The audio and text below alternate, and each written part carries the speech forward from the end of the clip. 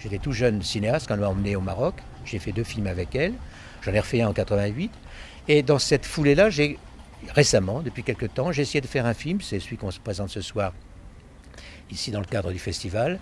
Un film qui essaye de montrer, si vous voulez, la richesse du travail d'anthropologie. Donc la richesse des gens qui essayent de mieux comprendre les autres. C'est une leçon. Ceci est une der débat. Plus exactement, la partie nocturne du rituel complexe qui est au cœur de la religion des Gnawa. Une religion dont la démarche mystique est associée à des pratiques initiatiques. Pour un cinéaste, il suffit d'appuyer sur le bouton de la caméra pour que les futurs spectateurs de son film aient l'illusion de participer à la vie de ces hommes et de ces femmes. Pour l'anthropologue, c'est un peu plus complexe, parce que ces instruments, cette musique, ces chants, ces pas de danse, ces tissus de couleurs, tout a un sens. Et pour découvrir ce sens, il ne suffit pas de poser des questions comme le ferait un journaliste. Il ne vous parle d'ailleurs que si vous avez compris. C'est-à-dire si vous posez la bonne question. Et ça, c'est essentiel. Et on ne peut pas poser la bonne question tant qu'on n'a pas compris le système. Parce qu'à partir du moment où on commence à mieux comprendre les autres, on les voit différemment. C'est plus des ennemis, c'est plus je ne sais pas quoi, des sauvages. C'est des êtres humains comme nous qui ont simplement une autre approche du monde. Et du coup, moi je me sens très bien avec eux. J'ai des fraternités automatiquement. Je sens qu'on fait partie d'un grand peuple qui est le peuple de la Terre.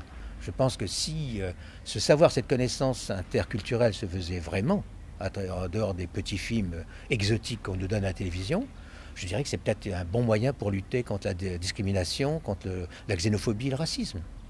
Voilà, mon parcours est celui-ci. C'est mon parcours essayer de montrer la richesse des peuples à travers le regard que quelqu'un porte. C'est-à-dire que le regard sur ce peuple, au lieu que ce soit moi qui suis l'ethnologue qui dit « vous avez vu ceci, cela », je dis « regardez cette personne qui a passé 30 ans. Moi, si je vais travailler sur un terrain, j'y passe quoi, quelques mois. Et puis au bout de quelques mois, j'amène là une vision un peu superficielle de quelque chose. Alors que cet anthropologue, Viviana Pack, a passé 30 ans à travailler avec eux. » L'anthropologue est d'abord un voyageur. Un voyageur qui parcourt des territoires particuliers, les territoires de la connaissance.